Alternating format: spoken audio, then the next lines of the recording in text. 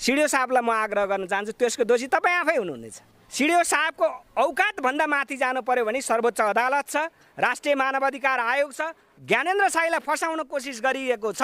त्यो फसाउन कोसिस गर्ने हरकतहरूलाई रवि लामिछानेजीलाई सामान्य मान्छे हो भनेर नजरअन्दाज गर्न चाहन्न। त्यो आइरहेका नागरिकहरूलाई छेक्ने तागत नेपालको स्थानीय प्रशासनसित छैन। चाहिँ रिहा गर्नै पर्छ, गरेन भने चाहिँ नि हाम्रो भाइले भने जस्तै हाम्रो आन्दोलनमा सक्ने अब हामी सडकमा मान्छे उतार्ने भन्ने चाहिँ नि अनि त्यसपछि उहाँले थाहा पाउनुहुन्छ। यति। दर्शकबिन मेकिङ नेपाल युट्युब च्यानलमा यहाँहरूलाई स्वागत छ। अहिले ज्ञानेन्द्र साईलाई छिटोभन्दा छिटो रिहाई गर्नको लागि हिजोदेखि जुन ग्रुपले कसरत गरिरहेथ्यो यो कसरत गर्ने काम आज पनि भयो। आज पनि हामी यो बाटोबाट हामी सिडिओ कार्यालय पुग्छौँ। 1 मिटर मात्रै 1-2 मिटर मात्रै अगाडि छ। भर्खरै बाहिर निक्लिसकेपछि सिडिओ साहबसँग भएका कुरा हाम्रो यो टोली हिजोकै प्रवक्ता र हिजोकै टिमले एउटा फेरि नयाँ कुरा पूर्ण रूपमा नयाँ नभनौँ, उहाँले पनि हिजोका दिनमा हामीलाई भोलि र पर्सि 2 दिनको मिति दिनुभएको थियो। आज हामीले विविध प्रशासनिक कार्यक्रम गर्दै जाँदा काम गर्नु पर्दाखेरि अलिकति ढिलो भयो। भोलि 2 बजेसम्ममा एउटा रिजल्ट निक्लिन्छ भनेर भन्नुभयो। यसै सिलसिलामा हामी टोटल 8 जनाको समूहभित्र गएको थियो सिडिओ कार्यालयमा कुरा गर्नको लागि, जसमा चाहिँ प्रवक्ता नन्दप्रसाद काफ्रेले नेतृत्व गर्नुभएको थियो। र यसमा 8 जनाको टोलीमा स्वयं म अर्जुन सेवाकोटी, दिपेशराज पाण्डे, हाम्रो रत्नलाल श्रेष्ठ, जसले चाहिँ सबैभन्दा बढी र मिडियाको पनि मन जितेर स्वयं हाम्रो पनि मन जितेर पटक पटक हामीसँग पनि समन्वय गरी तपाईँ हामी मिलेरै गर्ने हो भनेर उहाँको विशेष निमन्त्रणामा हामीले पनि विशेष काम गर्दै आएका छौँ। र सँगसँगै भीमसेन मैनाली, जसले चाहिँ यो पार्टी यो अभियान अहिले पार्टी नभनौँ, पार्टी नभइसकेको अवस्थामा यो अभियानको एकजना केन्द्रीय सदस्य हुनुहुन्छ र यो सङ्गठनलाई साङ्गठनिक रूपमा बनाएर जसरी हुन्छ हामीले ज्ञानेन्द्र साईलाई निकाल्नुपर्छ भन्ने कुरामा विश्वास गर्नुहुन्छ। उहाँ प्रवक्ता हुनुभयो नन्दप्रसाद काफ्रे र हाम्रो दिनेश नन्द, जो एउटा संस्थाको अध्यक्ष रूपमा चलाइराख्नु भएको छ। सर्वप्रथम त यहाँको नयाँ हुनुभएकोले परिचय नै म गराउँछु। मेरो नाम दिनेश नापित हो। ओमकार परिवारको उपत्यकाको संयोजक हुँ। वास्तवमा यो ज्ञानेन्द्र साईलाई समातेको असाध्यै छिटो बुझेको छैन। योभन्दा पहिला के गर्यो कसो गर्यो त्यो थाहा भएन। अहिलेको राज्यको लागि चाहिँ जनताको लागि एकदम हितको लागि चाहिँ काम गरिराखेको उहाँले हो। तर अहिले उपत्यकाको मान्छेहरू सबै निस्किएर चाहिँ यो चाहिँ जुलुस निस्किएपछि राजनीतिक दलहरूले मान्छेहरूले पनि कुरा सुनिदिनु पर्यो, राज्यले पनि सुनिदिनु पर्यो, सिडिओ साहबले पनि सुनिदिनु पर्यो। अहिलेसम्म उहाँहरूको चाहिँ नि धैर्य गरिरहेछ सबै जनताहरूले। उहाँहरूलाई चाहिँ भोलि अप्ठ्यारो हुन्छ। अप्ठ्यारो हुने बेलामा चाहिँ हामीलाई पनि केही भनेपछि हामीले पनि रोक्न सक्दैन। यति भन्दा म नमस्कार। म युवा मात्रै हो। यो अभियानमा म एकदम सक्रिय भएर अहिलेको समयमा म हिँडिरहेको अवस्थामा यो अबको समयमा हाम्रो ललितपुर जिल्लाको सिडिओज्यूले चाहिँ अबको समयमा पनि उहाँले हाम्रो ज्ञानेन्द्र साई लगायत हाम्रो शक्ति साईज्यूलाई चाहिँ तत्काल रिहाई नगरेको खण्डमा हाम्रो ललितपुर जिल्लाबाट अब हाम्रो युवाहरू चाहिँ भोलिका दिनबाट सङ्घर्षको कार्यक्रम गर्नलाई एकदम तातेर तयारीमा राखिरहेछौँ। हजुर नमस्ते, म कपिल विक्रम शाही अनि कर्णाली प्रदेश, घर चाहिँ हुम्ला। मैले सुरुमा यहाँबाटै प्रश्न गएँ। हामी आफै पनि यो मिटिङमा बसेको, यो कन्फरेन्समा बसेर एउटा ज्ञानेन्द्र साईलाई छुटाउने क्रममा मैले उहाँलाई देखेँ। उहाँले सबै एङ्गलबाट सिडिओ साहबसँग हात जोड्नुभयो। तपाईँ यो ललितपुरको बुवा पनि हो, तपाईँ अभिभावक पनि हो, तपाईँ नै हो हामीलाई जिम्मेवार गर्ने, हामीलाई रेखदेख गर्ने, हामीलाई मायादया गर्ने र हाम्रो समस्यामा टार्ने। तर यदि तपाईँले आफ्नो ठाउँ बिर्सिनु हो भने तपाईँलाई पनि केही नराम्रो राम्रो दुइटै हुने सम्भावना छ। अर्थात् उहाँले गाली पनि गर्नु भएन, माया पनि गर्नु भएन, जिम्मेवारी के हो त्यसलाई नबिर्सिनु भन्नुभयो। र के लाग्छ यहाँलाई सम्भावना लाग्छ भोलि उहाँ निक्लिने सम्भावना, जुन आजको हाम्रो यो कन्फरेन्स पछाडि उहाँ निक्लिने सम्भावना कतिको देखिन्छ? अब कानुनको हिसाबले कानुनको हिसाबले चाहिँ नि अब भोलि चाहिँ नि उहाँहरूले चाहिँ नि बयान 2 जना शक्तिजी र ज्ञानेन्द्रजीलाई चाहिँ नि बयान दिएको आधारमा अब उहाँलाई चाहिँ नि किनभने भोलि चाहिँ नि यो जिल्ला सरकारी वकिल कार्यालयमा मिसिल पेश गर्नु पर्यो। त्यसपछि त्यो पेश गरिसकेपछि उहाँले चाहिँ नि सिडिओमा ल्याउनु पर्यो। त्यसपछि चाहिँ नि त्यहाँबाट चाहिँ रिहा हुने सम्भावना छ। अब प्रहरीले नि या चाहिँ माथिको पावर आयो यो आयो भनेर रोकिएको खण्डमा चाहिँ नि हामीले जिम्मेवारी लिन सक्दैनौँ, उहाँले पनि जिम्मेवारी लिन सक्दैन भनेर कि उहाँले चाहिँ नि प्रष्ट चाहिँ नि रूपले चाहिँ हामीलाई जानकारी दिनु पर्यो। मैले चाहिँ उहाँलाई चाहिँ बुवा जस्तै, अब हाम्रो त किनभने ललितपुरको बुवा नै हो, उहाँको राजा नै हो भनेर चाहिँ मैले प्रश्न पनि गरेँ होइन। अब भोलि चाहिँ नि अब उहाँलाई चाहिँ नि अप्ठ्यारो पनि नहोस्, हामीलाई पनि अप्ठ्यारो नहोस् होइन। त्यसपछि चाहिँ अब भोलि चाहिँ रिहा गर्नै पर्छ, गरेन भने चाहिँ नि हाम्रो भाइले भने जस्तै हाम्रो अभियन्ताले चाहिँ नि सबैले चाहिँ नि देशव्यापी चाहिँ नि अब आन्दोलनमा सक्ने। अब हामीले बोल्ने बित्तिकै एउटा यहाँ म दर्शकलाई भन्न चाहन्छु, हामीले पटक पटक हाम्रो ग्रुपका नाम कहाँ भन्यौँ, जुन 7 जना 8 जना हाम्रो टोली छ, उहाँ उताबाट आज 3 जना हुनुहुन्थ्यो। एकजना सिडिओ साहब, उहाँको शुभ नाम भागीरथ पाण्डे, पछाडि सहायक सिडिओ हुनुहुन्थ्यो र बिचमा हामीले कुराकानी गर्दा गर्दै डिएसपी साहब आउनुभएको थियो। उहाँको नाम डिएसपी साहब नाम पनि थाहा भएन, यहाँलाई थाहा छ डिएसपी साहबको नाम सकारात्मक कुरा गर्नुभएको छ, खास राम्रै कुरा गर्नुभएको छ। मलाई बिहान पनि राम्रोसँग चाहिँ रतनजी यो किनभने तपाईँको काम अगाडि बढ्दैछ, छुट्नुहुन्छ भन्ने चाहिँ नि मलाई आश्वासन दिनुभएको हो। अब हामीले चाहिँ नि यति चाहिँ नि उहाँको आश्वासनमा हामी अहिले धैर्य छौँ। उहाँको आश्वासनमा भोलि पनि भएन भनेदेखि चाहिँ नि हामी कहाँ जानुपर्छ, कुन ठाउँमा कसरी चाहिँ नि यहाँ सडकमा मान्छे उतार्ने भन्ने चाहिँ नि, अनि त्यसपछि उहाँले थाहा पाउनुहुन्छ। यति हो। म यहाँलाई प्रश्न सोध्न चाहेँ, हामीले हरेक चिज विश्व खड्का डिएसपी साहब पनि हुनुहुन्थ्यो। दर्शक पनि अलिकति म चुस्स जोड्छु, हामी 7 जनाको टिम र उता पक्षबाट सिडिओ साहब द्वारिका पाण्डे, द्वारिका होइन भागीरथ पाण्डे, सहायक सिडिओ साहब र हामीले कुराकानी गर्दा गर्दै बिचमा डिएसपी साहब के बिष्ट भन्नुभयो हजुरले? ठिकै छ, डिएसपी साहब आउनु भइरहेको थियो। म यहाँलाई एउटा प्रश्न गर्न चाहेँ, जस्तो विश्व खड्का डिएसपी साहब विश्व खड्का हुनुहुन्थ्यो। म एउटा प्रश्न गर्न चाहेँ, पार्टीले यहाँको पार्टी भनिन यहाँको अभियानले अब भोलि पनि छुट्नु भएन भने यहाँ युवा एउटा अनडिस्क्लोज भनेर लुकाइएको युवा हुनुहुँदो रहेछ। हामीले नाम त्यति थाहा थिएन, तर यहाँ आएपछि धेरै नै एक्टिभ र धेरै नै काम गरेको थाहा पायौँ। अब यहाँको अभियानको योजना के छ? अभियन्ता साथीहरू के छलफल भइरहेछ? अहिले हाम्रो अभियन्तामा भन्दा नि अभियन्ताको हाम्रो अहिले मिटिङ भइरहेछ। आज के भयो भनेर हाम्रो अभियन्ताहरू चाहिँ सबैले आजको यो उसको चाहिँ सिडिओ साहबको चाहिँ जवाबको प्रतीक्षामा देशव्यापी सबै बसिरहेछ।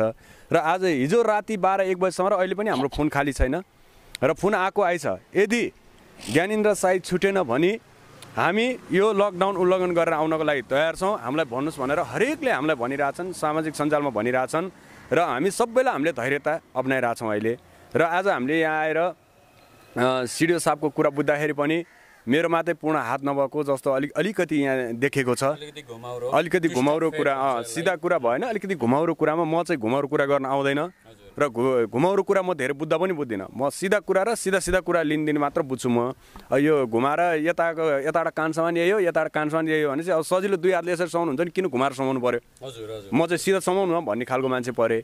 र यसमा चाहिँ अब हाम्रो अभियानको तर्फबाट यदि भोलि पनि बाहिर ननिस्केको खण्डमा अब हामी पूर्ण फेरि एकपल्ट मिटिङ बसौँ, अभियानमा सबैजना मिल्छौँ। अहिले जति पनि हाम्रो एउटा टिम अभियानता भन्दा पनि एउटा अहिले हाम्रो टिम छ, अहिले जुन ओभरअल एउटा टिम छ, विभिन्न सङ्घ संस्थाको दाइहरू आउनु भएको छ, सबैजना टिम बसेर चाहिँ आज हामी फेरि एउटा मिटिङ बसौँ। यो मिटिङ बसेपछि अनि भोलिको लागि आएर फेरि भोलि पनि एउटा हामी मिटिङ बसौँ र अनि भोलिको डिसिजन पछि चाहिँ अनि के गर्ने भनेर अनि हामी भोलि नै यसको चाहिँ ब्रिफिङ गरेर निर्णय गरेर भन्न सक्छौँ।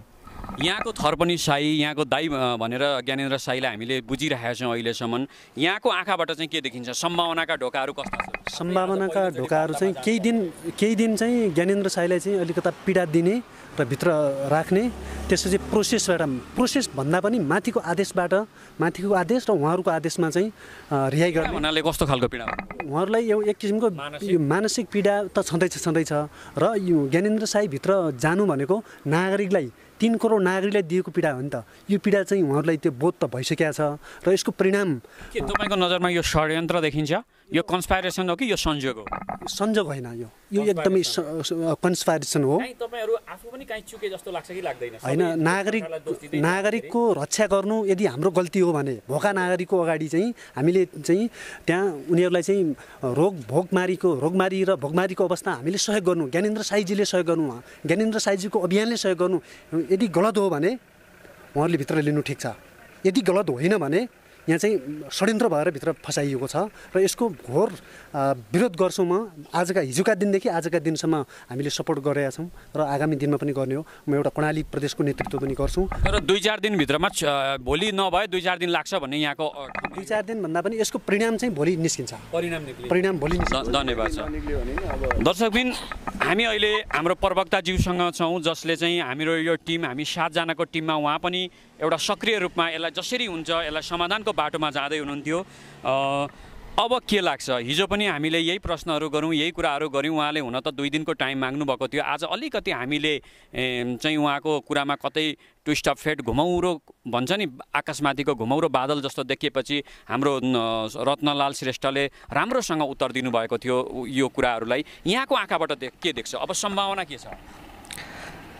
धन्यवाद। तपाईँहरूको लोकप्रिय मिडिया मार्फत हाम्रो नेपाल हामी नेपाली अभियानका संयोजक ज्ञानेन्द्र साईज्यूलाई ललितपुर जिल्ला प्रशासन कार्यालयको आदेशमा जुन पक्राउ गरियो, उहाँ बसेको घरबाट गत 9 गते प्रहरीहरू गएर पक्राउ गर्ने जुन काम भयो, तत्कालीन समयमा ज्ञानेन्द्र साई नभेटिसकेपछि मान्छे नहुन पनि सक्छ, त्यो अलग कुरा हो। बसेको घरमा जतिखेर नि हुनुपर्छ भन्ने छैन।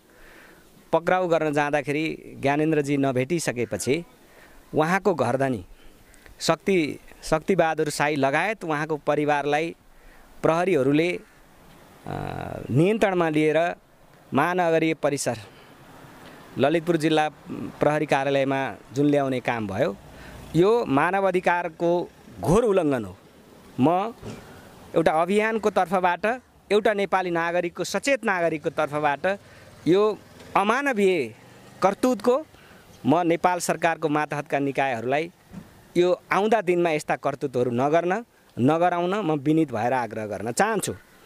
तपाईँ आज नेपाल सरकारको जिम्मेवारी सम्हालेको कर्मचारी भए तापनि आउँदा दिनमा तपाईँ रिटायर भइसकेपछि तपाईँ पनि नागरिक हो। त्यसकारणले यो पीडा तपाईँलाई भोलि हुनेवाला हुन्छ। त्यति बेला फेरि हामीले तपाईँलाई साथ दिनुपर्छ।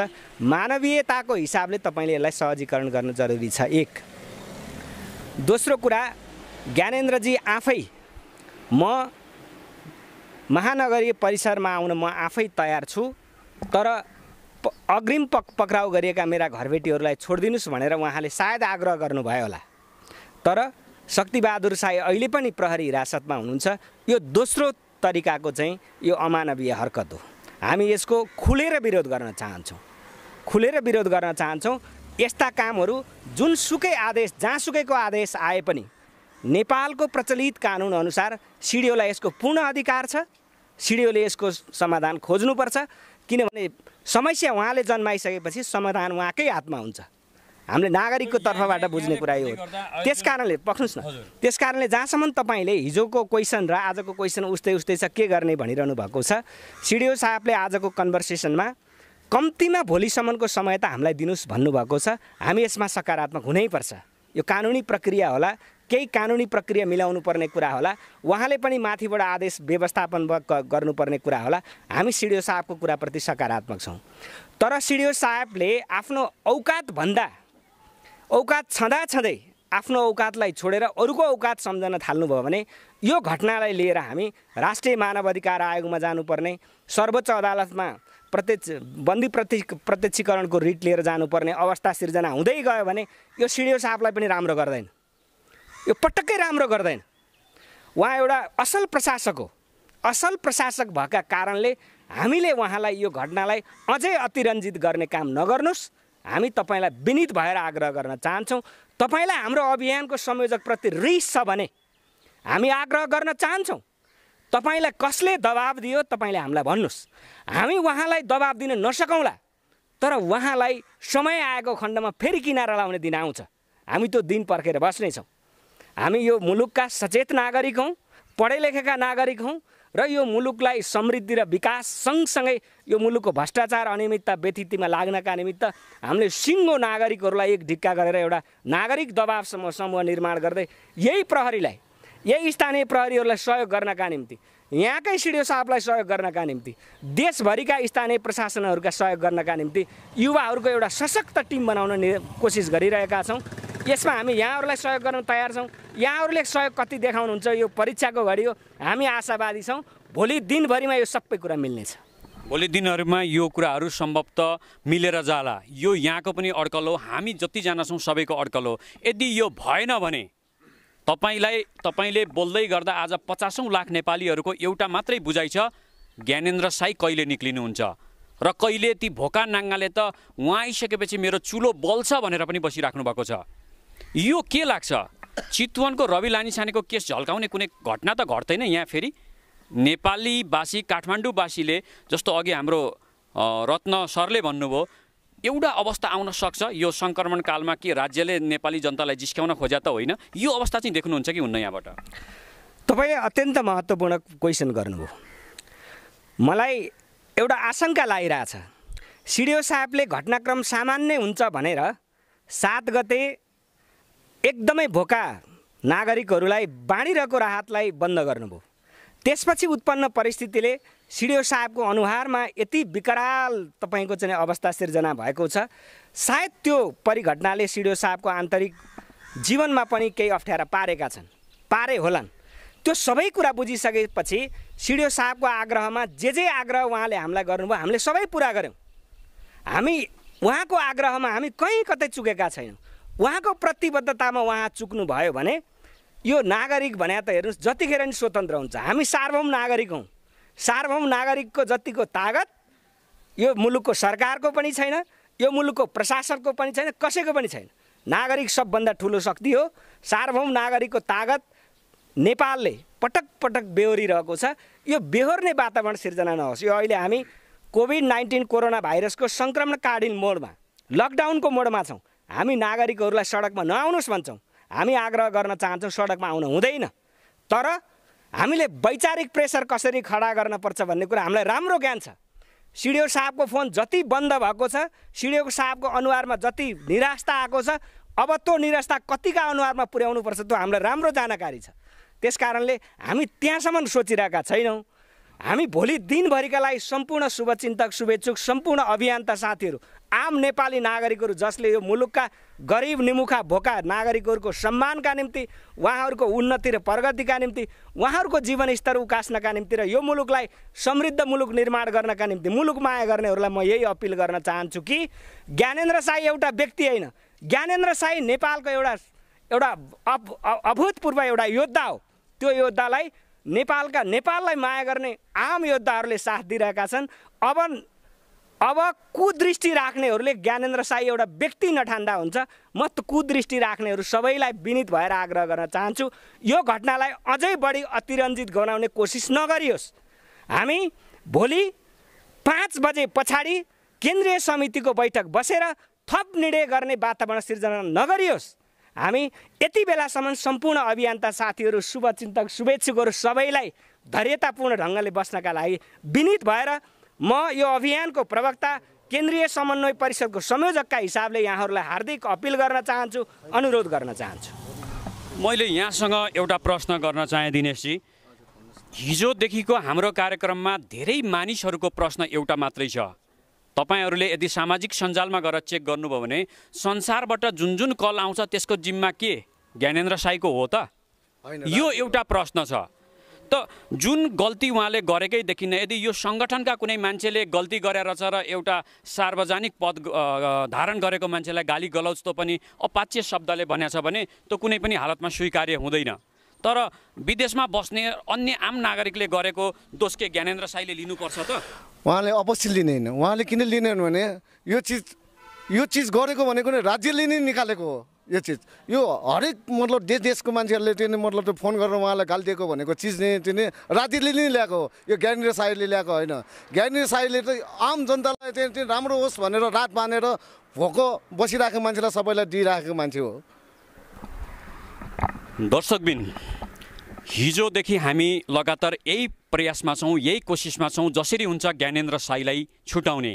सिडिओ साहबले भनेअनुसार हामी एसएसपी टेकबहादुर राईको रुममा बसेर घन्टौँसम्म गफ गऱ्यौँ कसरी छुटिन्छ भने, त्यहाँबाट पनि पोजिटिभ कुरा आयो। फेरि सिडिओ साहबको इच्छा पनि पोजिटिभै थियो, तर अहिले आउँदा माहौल केही परिवर्तन देखेपछि हाम्रो टिम 5 जनाको थियो, अरू 2 जना दिनेशजी एउटा संस्थाको अध्यक्ष पनि हुनुहुन्छ, उहाँलाई लिएर हामी 7 जनाको टिमले कुरा गर्दै जाँदा हामी अझै पनि पोजिटिभ थियौँ, उहाँले पनि पोजिटिभ दिन्छौँ। तर हामी के भन्न चाहन्छौँ भने हामी 1 चुकिनौँ, हामी 2 चुकिनौँ, हामी 3 चुकिनौँ। सिडिओ साहबले जे भन्नुभयो त्यही कुरालाई हामीले फलोअप गर्दै गयौँ र हामी सबैलाई भन्छौँ यो देशको जनताले 2007 सालको आन्दोलन पनि दिएको, राणा शासनले पृथ्वीलाई आफ्नो ठान्ने राणा शासन आज यो देशमा कुन हालतमा छ यहाँलाई थाहा छ। 62, 63 साल, 47 साल सबै आन्दोलन देखेका जनतालाई हामी भन्न चाहन्छौँ, सिडिओ साहबलाई भन्न चाहन्छौँ र प्रशासनलाई पनि जानकारी दिन चाहन्छौँ, तपाईँ हामी एउटै हौँ। तपाईँ हाम्रो नजरमा यदि कुनै क्राइम साँच्चै ज्ञानेन्द्र साईले मान्छे मारेकै रहेछ, मान्छे कुटेकै रहेछ, बलात्कार गरेको रहेछ भने हामी यहाँमध्ये 1 जना 1 मिनटको लागि उहाँको सपोर्ट गर्दैनौँ। तर एउटा मान्छे विदेशबाट आएका कलको नाउँमा लकडाउनमा हिँडेको राहत बाँडेको न्युमा यदि उहाँलाई फसाइने खेल्छ भने बेलैमा सचेत हुनको लागि हामी आम नागरिक, आम देशवासी जनताहरूलाई भन्न चाहन्छौँ कुनै पनि हालतमा हामी निकाल्छौँ। र यदि भोलि 2 बजेसम्ममा उहाँ निक्लिनु भएन भने हाम्रो एउटा टोली, एउटा सङ्गठन तयार हुनेछ। सम्भवतः सङ्गठनको नेतृत्व यही टोलीमध्ये 1 जनाले गर्नेछ। यहाँ कुनै नयाँ मान्छे आउला या नआउला भोलिको विषय छ। त्यस पछाडि हामी यसलाई एउटा रूप दिन्छौँ र जुन रूप दिन्छ त्यसको जिम्मेवार अरू कोही होइन, न प्रशासन हुन्छ न सरकार हुन्छ, सिडिओ साहबले हुनुपर्नेछ। किनकि यो समिति पनि उहाँले नै गठन गरेको, आफूले जन्माको जसरी माओवादीको हरेक जिम्मा प्रचण्ड र बाबुरामले लिए जस्तो यो समितिबाट, यो समुदायबाट भोलि कुनै दुर्घटना घट्यो भने यसको जिम्मेवारी अरू कोही होइन, सिडिओ साहब हुनुपर्छ।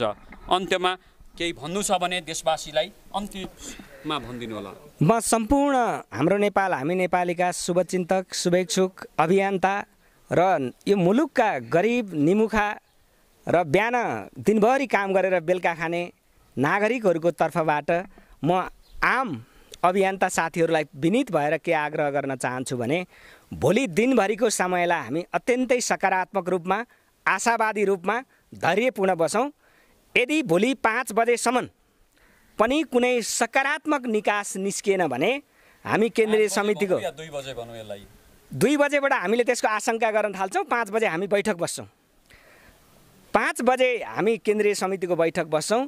अनि मनोवैज्ञानिक रूपमा कसरी प्रेसर खडा गर्नुपर्छ, एउटा ज्ञानेन्द्र साईले खाद्यान्न बाँडिरहेको कुरालाई रोक्दाखेरि सिडिओ साहबको फोन काम गर्न नसक्ने अवस्था भयो।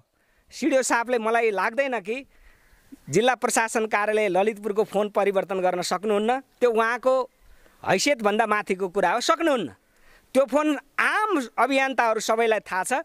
फेरि त्यो फोनमा आजका दिनमा सबै राम्रा सन्देशहरू आएका छन्, भोलिका दिनमा नराम्रो सन्देश आयो भने यसको भागीदार हामी हुने छैनौँ। सिडिओ साहबलाई म आग्रह गर्न चाहन्छु, त्यसको दोषी तपाईँ आफै हुनुहुनेछ। त्यस कारणले तपाईँसित अब हामी आउँदा दिनमा तपाईँसँग हामी डायलग गर्न आउँदैनौँ। हामी डायलग गर्न आउँदैनौँ। हामीलाई जानकारी छ, हामीलाई थाहा छ यो मुलुक कानुनी राज भएको मुलुक हो। सिडिओ साहबको औकातभन्दा माथि जानु पर्यो भने सर्वोच्च अदालत छ, राष्ट्रिय मानवाधिकार आयोग छ, अन्य सामाजिक सङ्घ संस्थाहरू हुनसक्छ। हामी त्यो सङ्घ संस्थाको ढोका घचघच्याउन जानेछौँ। एक दिन ज्ञानेन्द्र साई निस्किने कुरामा हामी ढुक्क छौँ। ज्ञानेन्द्र साईले अपराध गरेका छैनन्, हामी ढुक्क छौँ। ज्ञानेन्द्र साईलाई फसाउन कोसिस गरिएको छ, त्यो फसाउन कोसिस गर्ने हरकतहरूलाई हामी आग्रह गर्न चाहन्छौँ। तपाईँ यो देशको जन्मजात शासक होइन, नागरिकले बनाएको शासक हो। नागरिकले तपाईँलाई बनाए नागरिकले फाल्ने दिन आउन सक्छ। हामी त्यसको नेतृत्व गर्न तयार छौँ। हामी सशक्त भएर त्यसका लागि लागिरहेका छौँ। कमजोर रूपमा नलिनका लागि, सामान्य रूपमा नजरअन्दाज नगर्नका लागि म हार्दिक अपिल गर्न चाहन्छु। प्रश्न फेरि पनि गर्न चाहेँ, मैले हुन त कार्यक्रम सक्छु भनिरहेको थिएँ। यो भएको कारण मैले आफूले अहिले तपाईँलाई प्रश्न उत्तर सुन्दै जाँदा एउटा प्रश्न जन्मियो मेरो मनमा। जसरी रवि लामिछानेलाई चितवनमा भसाइयो, एउटा खेल खेलियो, त्यस पछाडि त्यो जसले गरे उनीहरूलाई हामीले सही तरिकाले सम्बोधन गर्न सकेनौँ। र के हुँदो रहेछ भने एउटा अवार्ड र टर्मिनेटको सिस्टम हुनुपर्छ। गल्ती गर्नेले सजाय पाउने र राम्रो काम गर्नेले पुरस्कार पाउने सिस्टम हुनुपर्ने थियो। जस्तो चितवन पछाडि रवि लामिछाने निस्क्यो, तपाईँ हामी सबै खुसी भयौँ र ती फसाउने ती एकदम सामान्य ठान्ने मान्छे त आनन्दले घरमा बस्यो नि त, उहाँलाई कुनै कारबाही गर्न सकिएन। यस्तै मनोबलको कारण त होइन यो सब भएको? हामीले एउटा मिसन बोकेर हिँडेका छौँ। हेर्नुहोस्, म रवि लामिछानेजीलाई सामान्य मान्छे हो भनेर नजरअन्दाज गर्न चाहन्न, तर उहाँले सञ्चालन गरिएको मिडिया मार्फत जे काम गरिरहनु भएको छ देश र नागरिकका लागि गरिरहनु भएको छ। उहाँले एउटा कोठाबाट, बन्द कोठाबाट देशको नागरिकका लागि काम गरिरहनु भएको छ। हामीले खुला सडकमा काम गरिरहेका छौँ। हाम्रो भूमिका फरक छ, लक्ष्य एउटै हुनसक्छ। मलाई जानकारी छ, चितवनमा रवि लामिछाने काण्ड घट्दै रहँदाखेरि रवि लामिछानेले कसैलाई बोलाएका होइनन्। आम नागरिकहरू स्वस्फूर्त आज 2 जना, भोलि 20 जना, पर्सि 100 जना, निकपर्सि 500, 1000 जनाको सङ्ख्यामा नागरिकहरू आएका हुन्। रवि लामिछाने ठिक छ, रवि लामिछानेको भूमिका ठिक छ भन्ने लागेपछि नागरिक आफै आउँछन्। त्यो आइरहेका नागरिकहरूलाई छेक्ने तागत नेपालको स्थानीय प्रशासनसित छैन। तपाईँको बन्दुकको गोली पनि कहिले कहिले कमजोर बन्दिन सक्छ। त्यसकारणले हामी त्यतातिर सोचिरहेको छैनौँ। सिडिओ साहबको कुरालाई हामीले अहिलेसम्म त्यति नेगेटिभली बुझेका छैनौँ। जहाँसम्म लाग्छ सिडिओ साहबले आफ्नो प्रतिबद्धता पुरा गर्नुहुन्छ, हामी आशा गरौँ। धन्यवाद छ हाम्रो ग्रुप सबैलाई। हामी सबैले भोलिसम्ममा एउटा हिसाब किताबमा हामी आउँदैछौँ। दर्शकबिन, तपाईँ भोलि यही मिडिया अथवा अन्य मिडियाहरूबाट लाइभबाट पर्खिनु होला, जसले भीमसेनजीलाई पनि हेर्न सक्नुहुन्छ। उहाँको लाइभ धेरै कुराहरू थाहा हुन्छ उहाँको लाइभबाट पनि। दर्शकबिन, भीमसेन मैनाली तपाईँको फेसबुक नाम? मेरो फेसबुक नाम भीमसेन मैनाली छ र मेरो प्रोफाइल पिक्चर चाहिँ पहेँलो एउटा तपस्या गरेको योगीको जस्तो छ। भोलिसम्ममा सबै कुरा लिएर यहाँहरूसँग हामी जस्ताको त्यस्तै घटना, हामी कुनै राजनीतिक पार्टीका मान्छे होइनौँ। 1% पनि तलमाथि कुरा नगरिकन जे छ सत्य, जे छ साँचो लिएर यहाँहरूको समक्ष आउने भन्दै बाधा गर्दै अहिले हामी कार्यक्रमबाट बिदा माग्छौँ। हवस् त, धन्यवाद। जय राष्ट्रवाद।